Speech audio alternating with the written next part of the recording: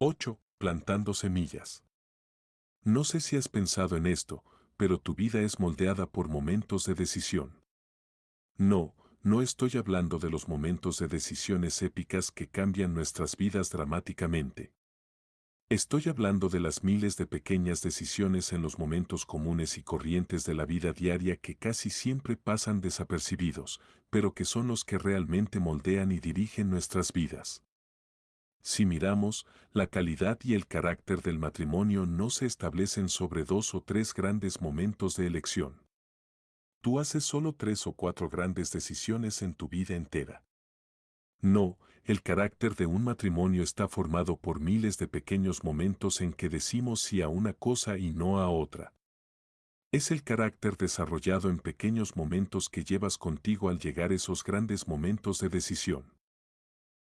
El capítulo anterior era acerca de examinar tu matrimonio, buscando esos pequeños pensamientos, actitudes y acciones a los que debes decir que no. Este capítulo es acerca de considerar las cosas a las que debes decir que sí y que al hacerlo, les das lugar para que moldeen tu matrimonio. Regresando a la metáfora del jardín, el terreno que se limpia no se mantiene limpio por mucho tiempo. Si rastrillas un pedazo de terreno y lo despojas por completo de maleza, en pocos días verás esos brotes de maleza saliendo de la tierra. Te preguntarás de dónde viene y te irritará que haya invadido el área que tan laboriosamente limpiaste. Lo que debes hacer inmediatamente después de limpiar tu tierra de maleza es plantar flores en su lugar. La maleza no simplemente se va, y las flores no simplemente crecen en su lugar a menos que alguien esté arrancando la maleza y plantando semillas. La aplicación para el matrimonio es obvia. No es suficiente identificar la maleza que hay que arrancar en tu relación, tienes que pensar qué es lo que Dios quiere que pongas en su lugar. Quiero hablarte de arrancar y plantar de una manera que quizás te sorprenda, pero es precisamente la forma en que la Biblia habla de ello. Las malezas y las semillas. Me asombra con frecuencia cuán útil es la Biblia en su diagnóstico de los conflictos humanos, pero cuán poco uso nosotros hacemos de ella cuando tratamos de entender las cosas por las que pasamos en el matrimonio. Puesto que nuestro Creador nos ama y conoce cuán terriblemente defectuosos somos nosotros y nuestro mundo, Él quiere que sepamos cómo lo que está mal va a seguir mal y cómo puede esto ser resuelto. Gálatas 5 es uno de esos increíblemente útiles pasajes bíblicos. Aquí, el Creador Salvador nos habla como un Padre amoroso ayudándonos a entender el misterio de las relaciones que nunca entenderíamos sin Él. Aun cuando este pasaje establece un alto estándar, no debería dejarnos cargados o deprimidos, porque Jesús hizo perfectamente todas las cosas que nosotros fallamos en hacer, y las hizo por nosotros para que podamos presentarnos ante Dios en debilidad y fracaso, confesando nuestra necesidad sin temor. Por causa de Jesús, sabemos que Dios no nos dará la espalda cuando fallemos. Más bien, nos concederá voluntariamente la gracia que necesitamos para hacer lo que Él nos ha llamado a hacer en nuestro matrimonio. Examinemos Gálatas 5 y veamos cómo nos ofrece una manera sencilla de ver lo que específicamente lo que debemos arrancar y plantar en nuestro matrimonio. Me asombra pensar que por años yo veía Gálatas 5, 13-26 como un pasaje sobre el crecimiento del carácter espiritual, pero fallaba en verlo como un pasaje sobre las relaciones de principio a fin.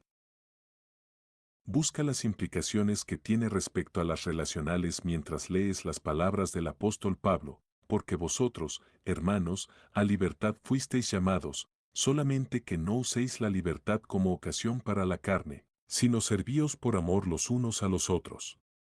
Porque toda la ley en esta sola palabra se cumple, amarás a tu prójimo como a ti mismo. Pero si os mordéis y os coméis unos a otros, mirad que también no os consumáis unos a otros. Digo, pues, andad en el Espíritu, y no satisfagáis los deseos de la carne. Porque el deseo de la carne es contra el Espíritu, y el del Espíritu es contra la carne, y estos se oponen entre sí, para que no hagáis lo que quisiereis. Pero si sois guiados por el Espíritu, no estáis bajo la ley. Y manifiestas son las obras de la carne, que son adulterio, fornicación, inmundicia, lascivia, idolatría, hechicerías, enemistades, pleitos, celos, iras, contiendas, disensiones, herejías, envidias, homicidios, borracheras, orgías, y cosas semejantes a estas, acerca de las cuales os amonesto, como ya os lo he dicho antes, que los que practican tales cosas no heredarán el reino de Dios. Mas el fruto del Espíritu es amor, gozo, paz, paciencia, benignidad, bondad, fe, mansedumbre, templanza. Contra tales cosas no hay ley. Pero los que son de Cristo han crucificado la carne con sus pasiones y deseos. Si vivimos por el Espíritu, andemos también por el Espíritu. No nos hagamos vanagloriosos, irritándonos unos a otros, envidiándonos unos a otros. Gálatas 5:13-26. El mejor lugar para comenzar a extraer las riquezas de la sabiduría en estas palabras es comenzar con la advertencia en el verso 15. Una cosa que todos estamos tentados a hacer es rehuir del poder y la influencia de las cosas que hacemos y decimos. Un esposo le grita a su esposa, pero se dice a sí mismo que fue solo un pequeño incidente y se tranquiliza con el pensamiento de que a pesar de su enojo ella sabe que él la ama. Una esposa es fastidiosa por la mañana reprochándole al marido lo que hizo la noche anterior, pero ella se dice que es una nueva mañana y él realmente sabe que ella lo ama. Nosotros solemos olvidar que esos pequeños momentos son importantes precisamente porque son pequeños. Puesto que nuestros días están llenos de pequeños momentos, recordemos que es precisamente aquí donde se forma el carácter y la calidad de un matrimonio. Este es el punto. Tú no puedes escapar de la influencia de lo que haces y dices sobre la persona con la que vives y tu relación con ella. Pablo dice, pero si os mordéis y os coméis unos a otros, mirad que también no os consumáis unos a otros. Gálatas 5:15. Dios te ha hecho una persona de influencia en la vida de tu cónyuge. Tú siempre serás influenciado de alguna manera. No puedes escapar de las implicaciones de las palabras de Pablo. Y nota quién dice el que será destruido, tú. Tú puedes robarle a tu esposa la esperanza. Tú puedes pulverizar la fe de tu esposo. Ustedes pueden dañarse el corazón el uno al otro. Tú puedes nublar la visión de la presencia, la bondad y la gracia de Dios de tu esposa. Tú puedes tentar al otro a creer que él o ella está solo y sin ayuda. Esposos y esposas, ustedes y yo debemos preguntarnos, ¿cómo influyo diariamente en la manera que mi esposa piensa de Dios, de sí misma y de la vida? Tu respuesta al resto de este asombroso pasaje será determinada por el grado en el cual has aceptado la advertencia del verso 15. Ahora, nota el primer principio en este pasaje altamente relacional: no uséis la libertad como ocasión para la carne. Gálatas 13. No hay mayor lucha para ninguno de nosotros. No hay nada que complique más nuestro matrimonio. Un matrimonio feliz se trata de saber a lo que hay que decir que no. Lo que estamos llamados a hacer es tanto iluminador como práctico, y es una protección para tu matrimonio, pero estoy convencido que la mayoría de nosotros no tenemos idea de lo que significa. Déjame desenvolver estas palabras potencialmente transformadoras del matrimonio. Andad en el Espíritu, y no satisfagáis los deseos de la carne. Versículo 16. Puesto que aún hay pecado dentro de nosotros, hay pensamientos, deseos, motivos, elecciones y decisiones que tenemos que combatir internamente. Nunca ganaremos terreno en nuestras relaciones comenzando por ocuparnos de las conductas malas, porque la verdadera batalla de las relaciones reside a un nivel mucho más profundo. Es a este nivel al que Pablo se refiere aquí. Tú puedes entender esta profunda batalla solo cuando entiendes la naturaleza fundamental del pecado. El ADN del pecado es el egoísmo. Ver 2 Joar 5:15. El pecado da vuelta a todo para que gire alrededor de nosotros mismos. Reduce nuestro círculo de esperanzas y preocupaciones a las cosas que tienen que ver con nosotros. Nos hace del todo enfocarnos y ser motivados por nuestros deseos, necesidades y sentimientos. El pecado puede llenar nuestros ojos de tal manera con nuestras necesidades que nos hace funcionalmente ciegos a las necesidades de otros. Podemos llegar a estar tan enfocados en nuestros intereses que tenemos poco interés en los intereses de otros. Ahora, piensa en esto: si el ADN del pecado es el egoísmo, entonces el pecado en su forma fundamental es antisocial. Las necesidades del individuo arrollan las necesidades de la otra persona o las necesidades de la relación. Piensa acerca de cuándo y dónde te enojaste la semana pasada. ¿No sería seguro para mí concluir que poco de tu enojo vino por un interés por la otra persona o interés por tu matrimonio? Más frecuentemente nos enojamos porque el otro obstruyó el camino de algo que queríamos. Nunca entenderás los conflictos de tu matrimonio hasta que comiences a enfrentar la realidad de algo que vive dentro de ti que es destructivo para tus relaciones. La Biblia le da un nombre a este algo: pecado. Pero hay más que decir. Puesto que el pecado nos entra en nosotros mismos y es antisocial, deshumaniza a la gente en nuestras vidas. Las personas cesan de ser objetos de nuestro afecto y son reducidas a vehículos u obstáculos. Si son vehículos que nos ayudan a conseguir lo que queremos y pensamos que necesitamos, nos emocionamos con ellas y agradecemos que estén en nuestra vida. Pero si se convierten en obstáculos para lo que queremos, nos irritamos e impacientamos espontáneamente con ellas y queremos que se quiten de nuestro camino como sea. Aunque nuestro enojo nos dice que ellas son las del problema, el problema realmente tiene su génesis en la autoorientación y autoobsesión de nuestro corazón pecaminoso. Es por esto que Pablo dice: no te vayas por allí.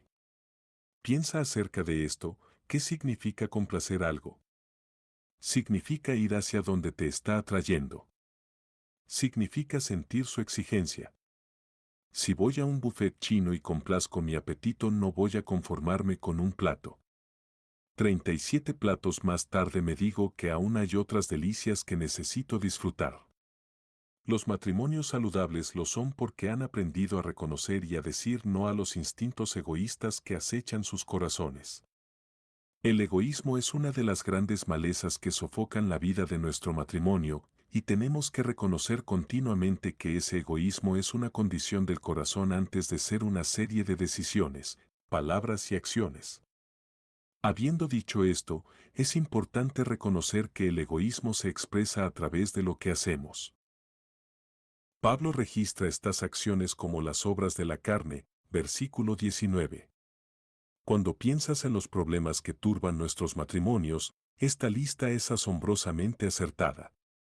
La mayoría de las palabras en la lista ilustra específicamente las cosas que tienden a infectar nuestros matrimonios, no solo en los grandes momentos de dificultad, sino más regularmente en los momentos simples de la vida diaria. Examina estas palabras: enemistades, pleitos, celos, iras, contiendas, disensiones, herejías y envidias. Piensa: ¿ha estado tu matrimonio libre de discordias? ¿Has vivido con celos? ¿Has estado exento de ataques de cólera? ¿Se ha metido en tu camino la ambición egoísta? ¿Has experimentado disensión en tu matrimonio? ¿Se ha arruinado alguna vez un bonito día por causa de la envidia? Sé humildemente honesto: de alguna manera estas cosas han turbado el matrimonio de cada uno de nosotros. Considera cómo puede el egoísmo moldear tu matrimonio. Si no estás peleando la batalla interna, sino que le estás permitiendo a tus deseos, necesidades y sentimientos ser la fuerza que controla tu relación con tu cónyuge, no solo no rechazarás las cosas que deberías rechazar, sino que de alguna manera procurarás que él o ella te dé las cosas en las que tienes puesto tu corazón. Sé que esto es difícil de aceptar, pero tenemos que hacerlo. Esto significa que el estilo básico de nuestras acciones, reacciones y respuestas a nuestro cónyuge es la manipulación. No me refiero al engaño planificado e intencional de la otra persona. No, me refiero a que de formas imperceptibles para ti, logras que tu cónyuge participe en lo que tú quieres para darte lo que tú te has convencido que necesitas y para que se someta a lo que tú sientes. Las tres herramientas más familiares de la manipulación en el matrimonio son la amenaza, el pago y la culpa.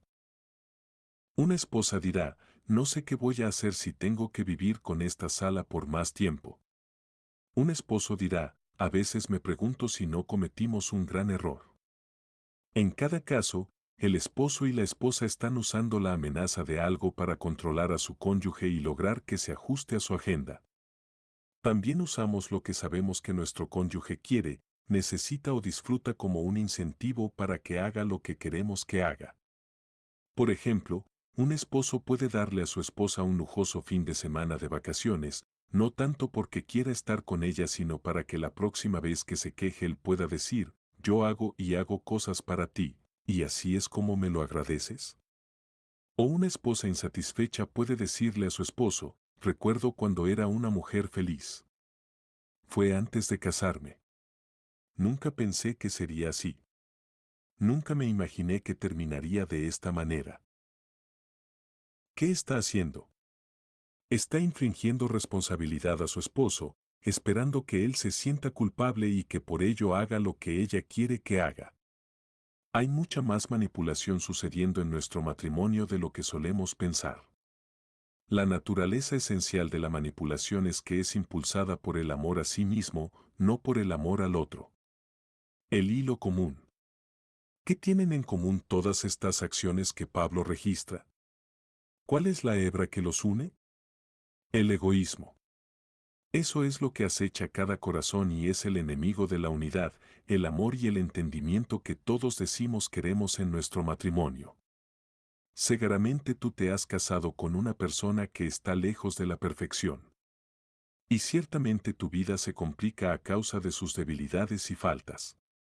Tu esposo o esposa tendrá días malos. Él tomará decisiones lamentables. Ella no siempre será tan encantadora como cuando la cortejabas. Esta es la verdad, no lograste casarte con la mujer perfecta. Pero aun cuando todo esto es verdad, tu más grande problema no es la imperfección de tu cónyuge. No, es esa cosa antisocial que conspira en los rincones de tu corazón. Tu más grande conflicto es con el egoísmo que nos tienta y seduce a todos. Tenemos que arrancar esta maleza una y otra vez, junto con las malezas de las palabras destructivas y las acciones que vienen junto a ellas. Plantando semillas, sembrar semillas es a lo que Pablo realmente nos llama. Estamos comprometidos a plantar intencionalmente las buenas semillas de una relación sana en el terreno de nuestro matrimonio. Esto requerirá entendimiento, dedicación, disciplina y perseverancia. Pablo delinea el discrepante estilo de vida relacional de esta manera: servíos por amor los unos a los otros, versículo 13. Luego dice algo sorprendente, porque toda la ley en esta sola palabra se cumple: amarás a tu prójimo como a ti mismo. Si hubieses escrito las palabras, toda la ley en esta sola palabra se cumple, ¿qué habrías escrito después de eso? Pienso que yo hubiese escrito, amen a Dios sobre todas las cosas. Pero, asombrosamente, eso no es lo que Pablo escribe. En lugar de eso él escribe, ama a tu prójimo como a ti mismo. ¿Cómo es que el amor al prójimo resume todo lo que Dios nos llama a hacer? La respuesta es simple y profunda a la vez. Es que aquellos que aman a Dios sobre todas las cosas, amarán a su prójimo como ellos se aman a sí mismos. Es difícil escuchar estas cosas, pero en estas palabras se encuentra la esperanza del cambio. El problema en nuestros matrimonios no es principalmente que no haya suficiente amor del uno al otro, el problema es que no amamos a Dios lo suficiente y por no amarlo a Él como se debe, no nos amamos entre nosotros como nos deberíamos amar. ¿Será que estamos tan afanados amándonos a nosotros mismos y asegurándonos que nuestras esposas nos amen como queremos, que nos queda muy poco tiempo y energía para amarlas como deberíamos? ¿Será que estamos demasiado ocupados procurando usar al otro para que sirva a nuestros deseos, necesidades y sentimientos, que eso nos distrae para darnos cuenta de las oportunidades diarias de amar? ¿O estamos demasiado afanados asegurándonos que nos aman para hacer algo acerca de las oportunidades de amar aunque nos demos cuenta de ellas? ¿Por qué sucede todo esto? Sucede porque hemos reemplazado el amor de Dios y su cuidado por nosotros con el amor propio y la ansiedad por nuestra necesidad. Nuevamente, esto significa que un matrimonio no se arregla comenzando horizontalmente, se arregla comenzando verticalmente. Solo cuando hemos confesado nuestra falta de amor por Dios, su plan, su propósito y su llamado, y cuando admitimos que hemos reemplazado su agenda para nosotros con nuestra agenda egoísta, seremos libres para comenzar a amarnos unos a otros como solo su gracia lo hace posible. Es entonces que reemplazamos manipulación por ministerio. En lugar de esforzarte por manejar a tu cónyuge para que te sirva, hallas gozo y satisfacción en descubrir maneras de servirle a él o ella. Quieres mirar hacia las inminentes necesidades venideras. Quieres hacer cosas que le produzcan gozo. Quieres compartir sus penas y sobrellevar sus cargas. Cuando estos deseos son mutuos, tu matrimonio no se vuelve perfecto, pero se convierte en un lugar donde la verdadera unidad, entendimiento y amor tienen lugar para vivir, respirar y crecer. Atención, se necesita ayuda. Ya hemos dicho que esta clase de servicio no es natural en nosotros porque aún tenemos residuos de pecado y porque el ADN del pecado es el egoísmo. Así que, si vamos a vivir de esta manera, cada uno de nosotros necesitamos el rescate, la intervención y la capacitación que solo la gracia de Dios puede dar.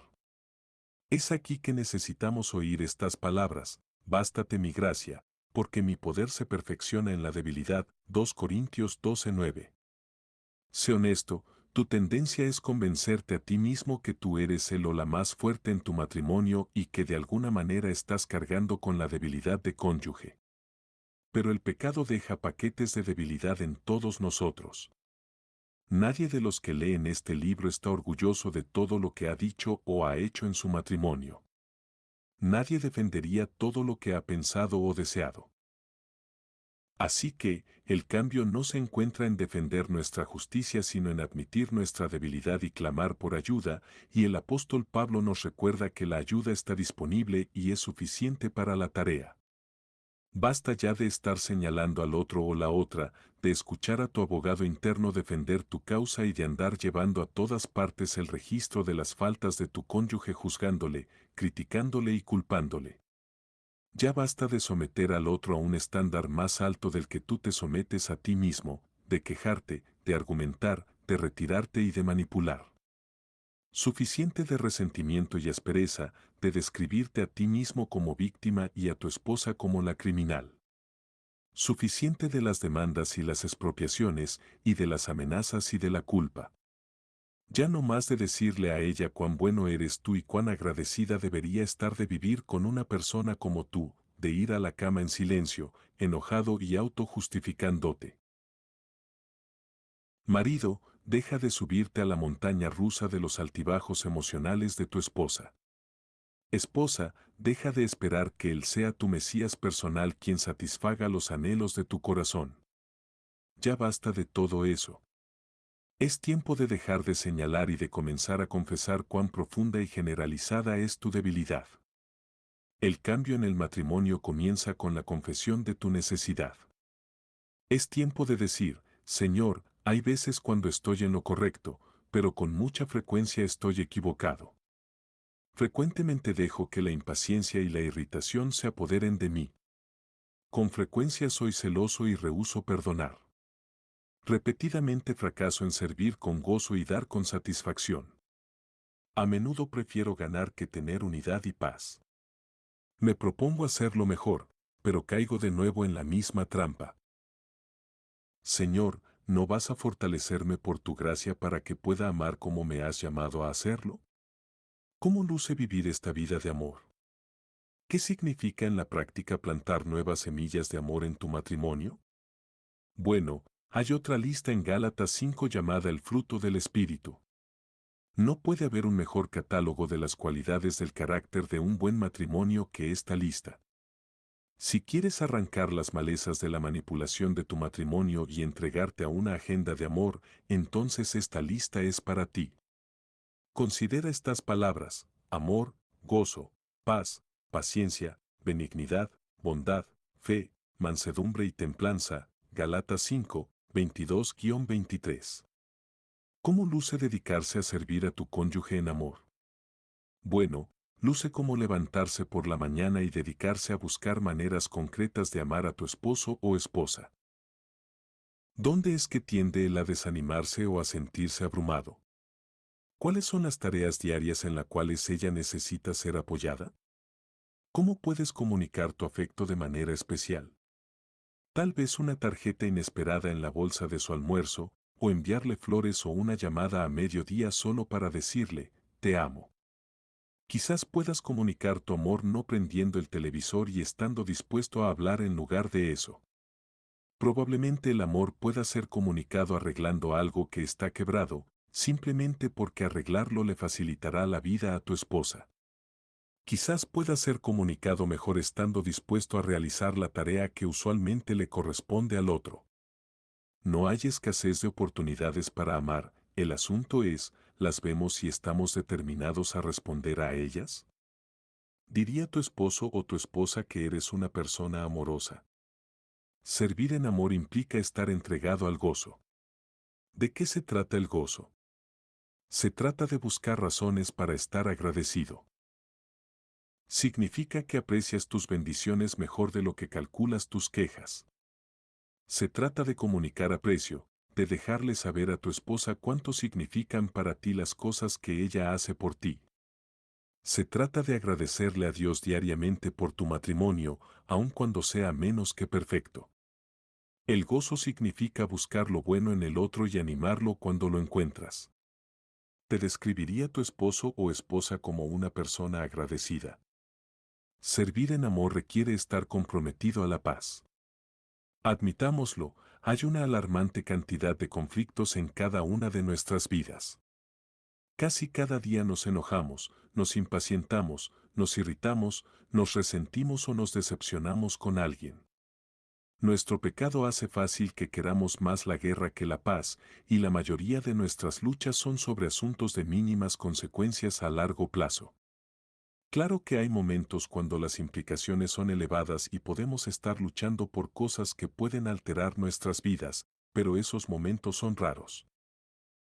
Tristemente, muchos de nosotros nos encendemos fácilmente, somos intolerantes con las faltas de otros y rápidos para irritarnos con cualquiera que se interponga en nuestro camino.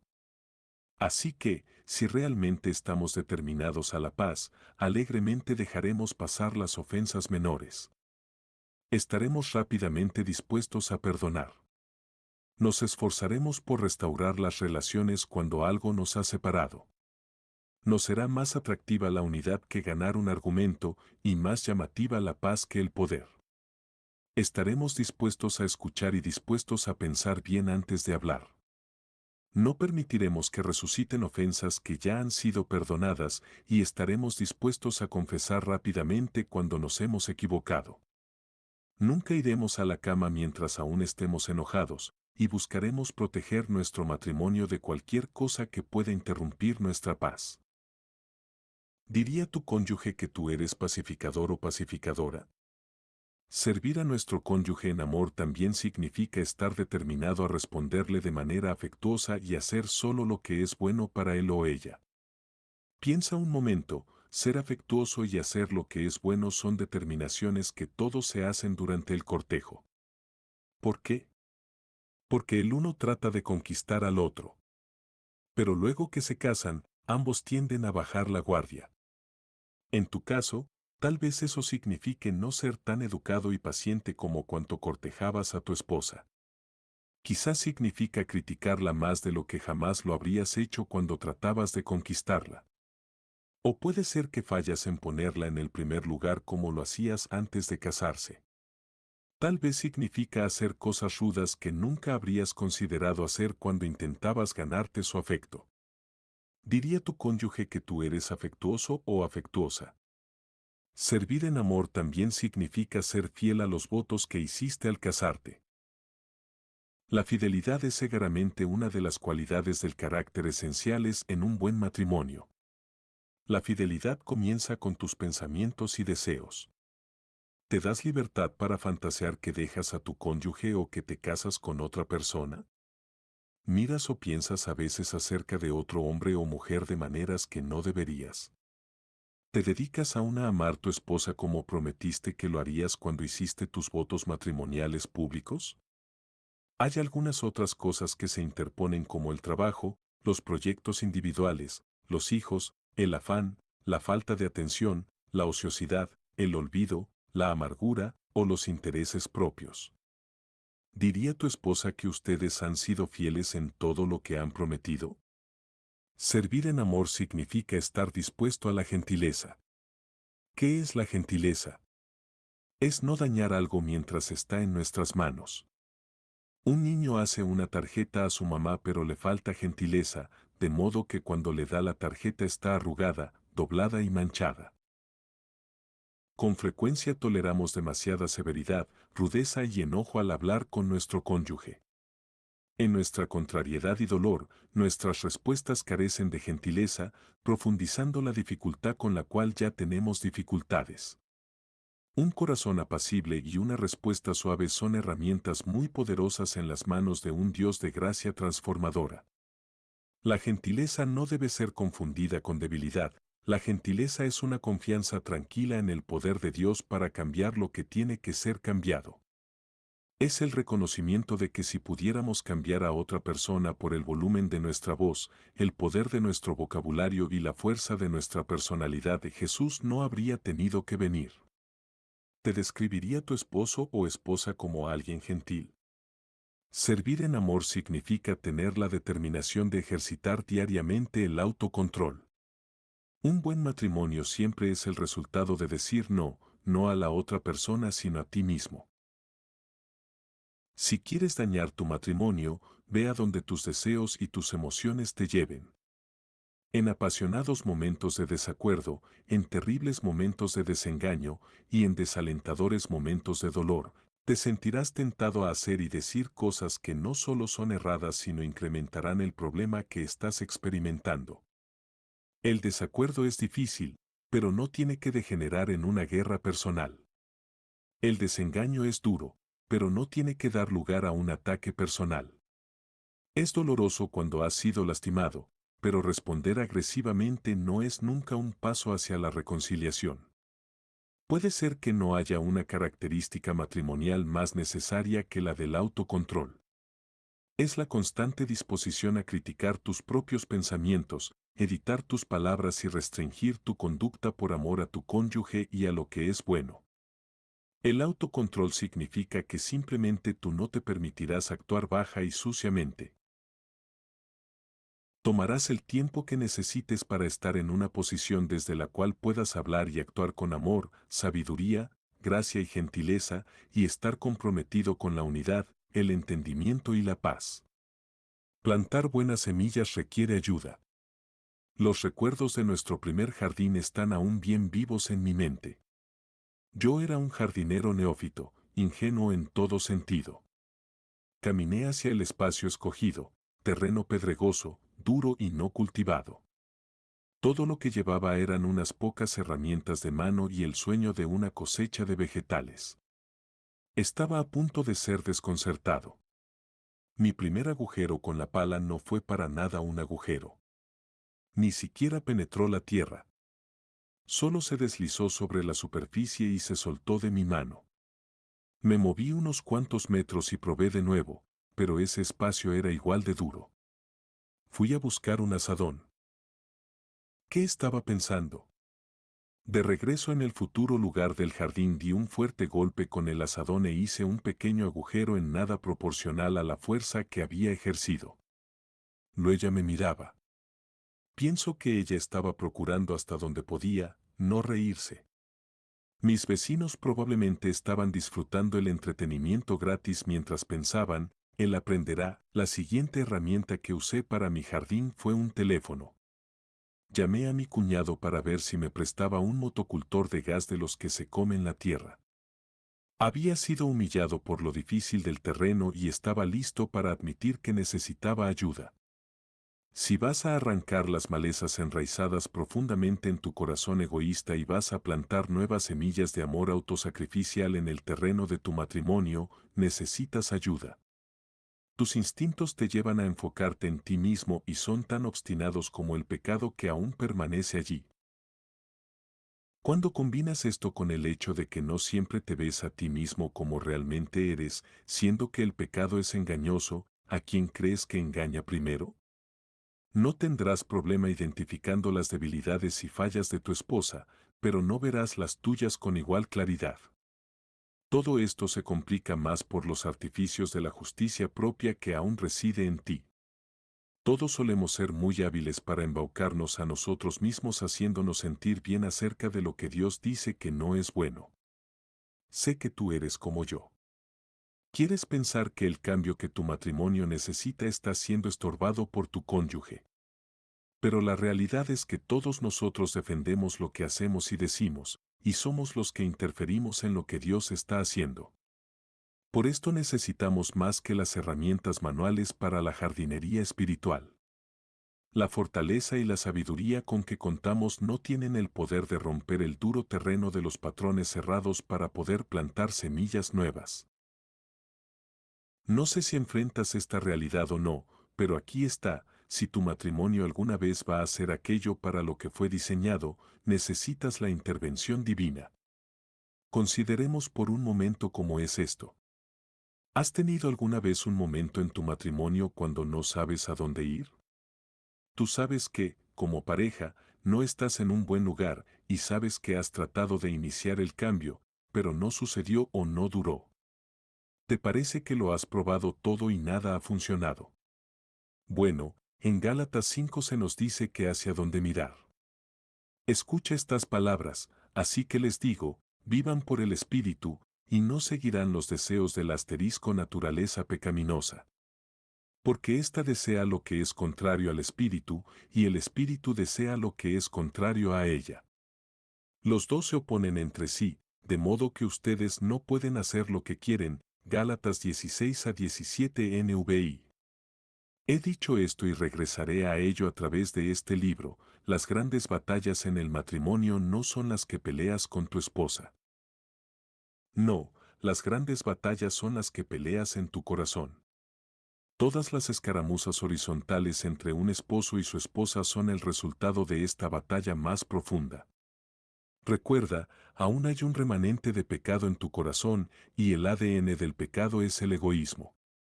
Puesto que el pecado en su forma más fundamental es egoísta, también es esencialmente antisocial. Esto significa que tú y yo tenemos que reconocer que hay algo que aún acecha dentro de nosotros que es destructivo al matrimonio.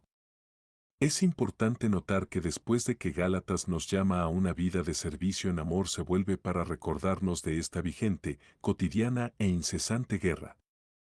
Si alguna vez vas a lograr un matrimonio de unidad, entendimiento y amor, tienes que estar dispuesto a pelear diariamente, pero no con tu cónyuge. Necesitas comprometerte a pelear contigo mismo. Necesitas estar determinado a pelear contra la poderosa atracción de tu egocentrismo. Necesitas combatir el instinto a tolerar esas emociones ardientes y antojos poderosos. Tienes que analizar tus deseos, acorralar tus motivos, criticar tus pensamientos y corregir tus palabras. Debes batallar hasta que tu letanía de quiero para mí se convierta en una gozosa lista de me encantaría hacer algo por ti. Déjame decirlo de esta manera: la jardinería espiritual, arrancar maleza y sembrar nueva semilla, que dará lugar a un hermoso matrimonio, tiene que ser hecha mayormente dentro de tu propio corazón. Hay pensamientos, actitudes, deseos, motivos, preferencias y metas centradas en ti mismo que tienen que ser desarraigadas del terreno de tu corazón, y en su lugar hay que sembrar nuevas semillas de pensamientos, actitudes, deseos, motivos, preferencias y metas enfocadas en tu cónyuge. Y necesitas recordar que este arrancar y plantar no es cosa de una sola vez, sino algo que tiene que convertirse en una forma de vida en tu matrimonio. Pero hay algo aún más poderoso que nos señala las palabras que te cité. Es esperanza para nuestros matrimonios. Las palabras citadas nos dan más que luz acerca de la dinámica interna de los conflictos matrimoniales. Ellas nos dan la mejor esperanza para nuestro matrimonio, no importa en qué condición se encuentre actualmente. De hecho, estoy convencido que apuntan hacia el único lugar donde puede hallarse la verdadera esperanza para la transformación permanente. Estas palabras nos recuerdan algo que muchos esposos y esposas ignoran o han olvidado a lo largo del camino. Aquí hay verdadera esperanza. Mientras te entregas a la batalla cotidiana de arrancar y plantar, tú no estás solo. Justo aquí, justo ahora, esposa, di a ti misma, no estoy sola. Aquí mismo, en este momento, dilo esposo, no estoy solo. Dios sabe cuán grande es el conflicto. Él sabe cuán profunda fluye la guerra dentro de nosotros. Sabe cuán débiles y ciegos podemos ser. Sabe cuán cambiantes pueden ser nuestros corazones. Sabe cuán fácilmente perdemos nuestro rumbo. Así que, Él no nos da solamente una serie de principios para ayudarnos en el matrimonio, no, Él se nos brinda a sí mismo. Emmanuel ha invadido tu matrimonio con una iniciativa de gracia para la guerra. Él no está de pie afuera de ustedes en su matrimonio, dándoles principios para vivir y con los cuales les juzgará si no lo hacen. No, Él ha entrado literalmente dentro de sus corazones de manera que puede pelear por ustedes en el mismísimo lugar donde toma lugar la guerra por su matrimonio, en sus corazones. Él sabe que ustedes no son perfectos, que el pecado una y otra vez interfiere en el camino de lo que un matrimonio puede y debe ser. Él sabe que las reglas, principios y perspectivas no son suficientes. Sabe que su matrimonio necesita más que información, que necesita transformación, así que Él ha venido a morar dentro de ustedes. Esto significa que Él combate los oscuros instintos del pecado que aún están en su interior, aun cuando ustedes no lo hagan. Si ustedes son hijos de Dios, entonces su matrimonio no es solo una unión de dos, es más exactamente una unión de tres. Piensa en esto, esposa, el mismo espíritu que ahora vive dentro de ti, también vive dentro de tu esposo. Su presencia provee la mejor plataforma para la unidad y el amor marital que ustedes jamás podrían desear. Él les brinda la sabiduría y fortaleza que necesitan para ser lo que deben ser y hacer lo que han sido llamados a hacer en su matrimonio.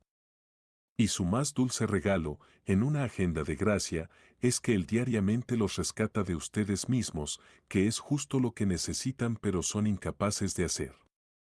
La esperanza para tu matrimonio no se encuentra en tu cónyuge. No, se encuentra en esa tercera persona invisible, quien se ha hecho parte de tu unión. Él ha venido a ustedes para que pudieran tener lo que necesitan para arrancar lo que debe ser arrancado y plantar lo que debe ser plantado y que su matrimonio sea todo lo que Dios determinó que fuese. Aptos para liberarnos, Josefina y Ulises estaban atrapados y muy desanimados. A Josefina le gustaba leer y hacía que Ulises le leyera a ella. Ella había conducido el cerebro de Ulises a través de casi cada libro matrimonial que llegaba a los estantes. Su librero era un museo de esperanza matrimonial que se había marchitado en las páginas. No es que tuviesen un matrimonio horrible. No había habido adulterio y no estaban en el ardor del conflicto todo el tiempo. Pero su matrimonio simplemente no era un matrimonio. Ellos vivían y eran padres juntos, pero hasta allí se extendía su unión. Su relación sexual era el único barómetro necesario para entender el clima de su matrimonio. Ni Josefina ni Ulises podían recordar con certeza cuándo habían tenido sexo la última vez. No era que cesaron súbitamente, ni que se estaban rechazando el uno al otro. Es que el sexo había dejado de ser tierno, excitante y satisfactorio hacía tiempo atrás. Sentían como si tenían sexo porque estaban supuestos a tenerlo. Josefina decía que era como estar desnuda en los brazos de un extraño. Y Ulises decía que el desinterés de Josefina le hacía muy difícil ejecutar la relación. Lo que había llegado a ser aburrido ahora era doloroso, tanto que silenciosamente ellos habían pactado cesar, aun cuando jamás habían tenido ni una conversación sobre ello. La relación sexual es un buen barómetro para cada pareja. El carácter y la calidad de la relación entre los esposos determinarán el carácter y la calidad de su unión sexual. Ustedes no dejan la desilusión y la división fuera de la cama, ni se escabullen de los malos entendidos y el dolor simplemente porque caen uno en los brazos del otro. Puesto que en esta que es la más íntima de las relaciones humanas, ustedes son físicamente despojados y están en los brazos de otro a quien ofrecen su cuerpo, la mayoría, si no todas las capas de autoprotección son quitadas. Están en un lugar de exposición y vulnerabilidad. Esto es lo que hace de la relación sexual algo tan hermoso. Tú puedes estar expuesto y vulnerable en los brazos de tu amado o amada y no temer porque sabes que él o ella te cuidará y que el resultado será satisfacción mutua. Pero esta no era para nada la experiencia de Josefina y Ulises. Ella compartió confidencialmente con una de sus amigas su desaliento por el fracaso de su vida sexual. Su amiga le sugirió que leyera uno de esos manuales sexuales cristianos que hablan de los órganos sexuales, como si el problema de ellos fuese que no sabían dónde estaban y para qué servían. Pongan atención a lo que voy a decir porque pienso que se aplica no solo a Josefina y Ulises sino a miles de otras parejas. Ellos no necesitaban un curso de anatomía, lo que necesitaban era un curso de teología. Necesitaban saber la verdad acerca de la batalla dentro de su propio corazón y necesitaban conocer que la esperanza no se hallaba solo en principios, sino en la presencia del espíritu guerrero viviendo dentro de ellos. Ulises y Josefina no estaban atrapados. Comenzaron a hacer el trabajo diario de arrancar y plantar y aprendieron a clamar en su debilidad y a recibir la fuerza que necesitaban para seguir adelante. Esto no significa que lograron un buen matrimonio instantáneamente, en realidad les esperaba un largo camino de cambio. Pero ya no se apuntaban con el dedo el uno al otro, ya no se peleaban ni daban lugar al desánimo y la evasión. Ahora no solo estaban enfrentando la batalla interna, sino que se ayudan a ver dónde era la batalla y se animaban mutuamente mientras se esforzaban por luchar.